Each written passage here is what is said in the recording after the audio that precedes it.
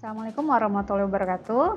Anak-anak, hari ini kita akan mempelajari subtema terakhir tentang koordinat kartesius. Subtema yang akan kita pelajari yaitu memahami posisi garis terhadap sumbu X dan sumbu Y. Oke, perhatikan di sini ada 3 gambar. Gambar yang pertama itu sumbu X dan sumbu Y, di mana di situ ada garis M1, M2, M3 dan M4. Nah, kemudian gambar yang kedua, di sini ada garis L1, L2, L3, dan L4. Yang berikutnya ini ada garis N1 dan garis N2. Nah, kita akan lihat posisi garis-garis ini terhadap garis X dan garis Y. Nah, ada 3 jenis garis terhadap sumbu X dan sumbu Y. Yang pertama itu ada tegak lurus, yang kedua ada memotong, kemudian yang ketiga itu ada sejajar. Nah, kita lihat yang manakah yang tegak lurus, yang mana garis memotong, dan yang mana garis sejajar. Nah, kalian perhatikan di sini garis-garis yang sejajar dengan sumbu X, yaitu garis L1, L2, L3, dan L4. Nah, kalau yang sejajar itu berarti dia mendatar ya anak-anak. Ini kan sejajar dengan sumbu X ya. Kemudian garis yang sejajar dengan sumbu Y. Yang mana sumbu Y? Kan yang ini ya. Nah, sumbu Y ini sejajar dengan garis M1, M2, M3, dan M4. Kemudian yang mana garis yang tegak lurus dengan sumbu X?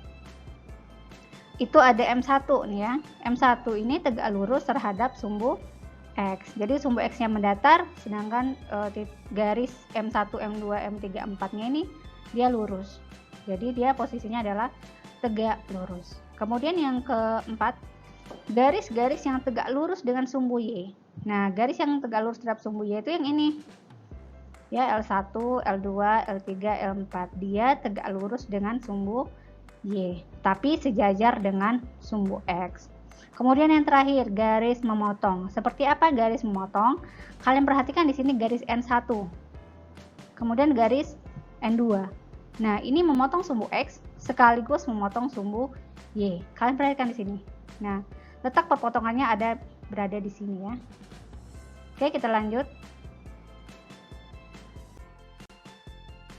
Contoh pertama, gambarlah garis L yang melalui titik A 3,5 yang tidak sejajar dengan sumbu X dan tidak sejajar dengan sumbu Y. Nah, kemungkinannya ada banyak.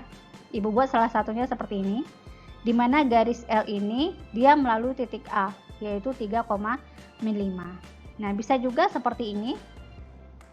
Nah ya, dia yang penting melalui titik A, tetapi dia tidak sejajar dengan sumbu X, juga tidak sejajar dengan sumbu Y. Bisa juga seperti ini. Nah, seperti itu ya. Contoh yang kedua, gambarlah garis M dan garis N yang saling sejajar tapi tidak tegak lurus dengan sumbu X dan sumbu Y. Nah, seperti apa gambarnya? Aduh, maaf ya, ini tukang lagi berisik. Ini ada garis M dan garis N. Dia tidak saling sejajar ya, tapi tidak tegak lurus dengan sumbu X dan sumbu Y. Namun kedua garis ini dia letaknya sejajar. Contoh berikutnya, ini contoh yang terakhir. Ini adalah contoh yang terakhir, contoh yang ketiga. Diketahui titik A 3,2, titik B 3,6, titik C negatif 5,2. Pertanyaan pertama, ya, yang A, yang B, yang C ini kalian baca sendiri. Nah, langkah pertama kita buat dulu koordinat kartesiusnya. Ya, gambarlah bidang koordinat kartesius yang memuat 4 kuadran seperti ini. Langkah kedua, kalian buat titik-titiknya. Titik A 3,2. Di mana letaknya? Berarti X-nya 3, Y-nya 2. Nah, seperti ini. Kemudian B 3,6. Min 6 ya, maaf. Kemudian C negatif 5,2, letaknya di sini. Langkah yang ketiga, buatlah garis melalui titik A, B, dan C. Nah, yang A sama B kita hubungkan dengan sebuah garis seperti ini. Kemudian A dan C dibuat juga garis seperti ini. Kemudian B dan C juga dibuat seperti ini. Nah, dari gambar terlihat bahwa garis yang melalui titik A tegak lurus terhadap sumbu X, tapi sejajar terhadap sumbu Y. Kemudian garis yang melalui A dan C ini ya. Garis A dan C ini dia sejajar sumbu X, dan tegak lurus terhadap sumbu Y. Kemudian yang ketiga, garis yang melalui titik B dan C ini ya. Nah, garis ini dia tidak sejajar dan tidak tegak lurus terhadap sumbu X maupun terhadap sumbu Y. Nah, itulah jenis-jenis posisi sebuah garis terhadap sumbu X dan sumbu Y.